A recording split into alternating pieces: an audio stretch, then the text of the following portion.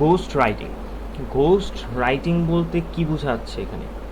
Indirectly কিন্তু যদি আমি একটু থিঙ্ক করি যে গোস্ট রাইটিং বলতে হয়তো বা এমন টাইপের লেখাকে বলা হচ্ছে বা বোঝানো হচ্ছে লাইক হরর টাইপ স্টোরিজ।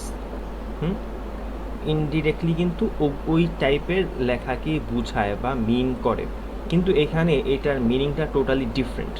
এটার মিনিংটা তাহলে কি দাঁড়াচ্ছে বা কি এটার শাব্দিক অর্থে এটার মিনিংটা কি? গোস্ট রাইটিং বলতে ধরেন আমি যখন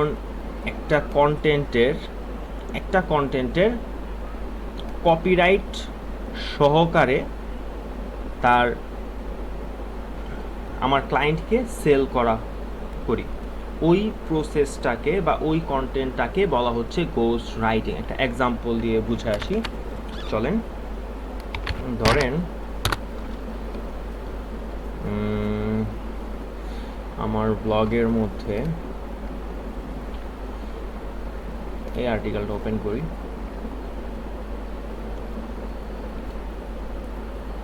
সাপোজ এই আর্টিকেলটা আপনি লিখছেন বা আপনাকে আমি হায়ার করছি অ্যাজ এ রাইটার আমাকে এই আর্টিকেলটা লিখে দেওয়ার জন্য, ঠিক আছে? সো আপনি আমাকে আর্টিকেলটা লিখে দিলেন। লিখে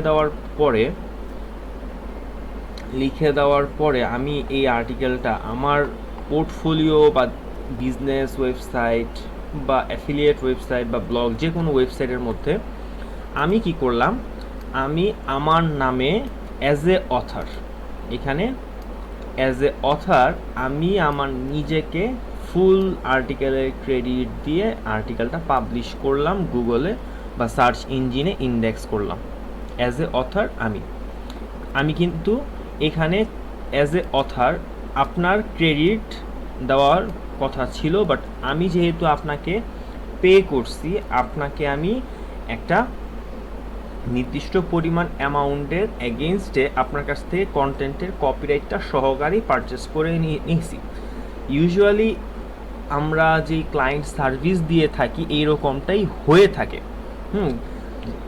এরকমটাই হয়ে থাকে বলতে যে আমরা যখন একটা কন্টেন্ট বা একটা আর্টিকেল লিখে দেওয়ার পরে এই আর্টিকেলটা আমার কোথায় পাবলিশ হচ্ছে, কোথায় ইউজ হচ্ছে ওইটা কিন্তু আমি দেখি না, বা ওইটার কপিরাইট বা নেক্সট অথার আমি হব কি না ওইটা নিয়ে আমরা কাজ করি না, ঠিক আছে? সো আমরা জাস্ট একটা পেমেন্টের এগেনস্টে তাকে আমার লেখা কন্টেন্টটা দিয়ে দেই, আর এই যে প্রসেসটা বা এই যে কন্টেন্টটা আমি লিখলাম এটাকে বলা হচ্ছে ঘোস্ট রাইটিং। এখন তাহলে আমরা কিন্তু মোটামুটি যারা ক্লায়েন্ট সার্ভিস প্রোভাইড করি সবাই ঘোস্ট রাইটিং সার্ভিসটাকেই প্রোভাইড করছি। এখন এই ঘোস্ট রাইটিং বলতে আপনি আপনার ক্লায়েন্টকে ব্লগ রাইটিং হতে পারে, ওয়েব কন্টেন্ট রাইটিং হতে পারে, কপি রাইটিং হতে পারে, অথবা একটা স্ক্রিপ্ট হতে পারে, সোশ্যাল মিডিয়া রাইটিং হতে পারে, আর ক্রিয়েটিভ যে কোনো প্রকারের কন্টেন্ট হতে পারে। যখন আপনার অ্যাজ এ অথর আপনি ক্রেডিট নিচ্ছেন না, যখন আপনি কপিরাইট সহ একটা কন্টেন্টের কপিরাইট সহ আপনার ক্লায়েন্টকে সেল করতেছেন, ওইটাকেই বলা হচ্ছে ঘোস্ট রাইটিং, ঠিক আছে?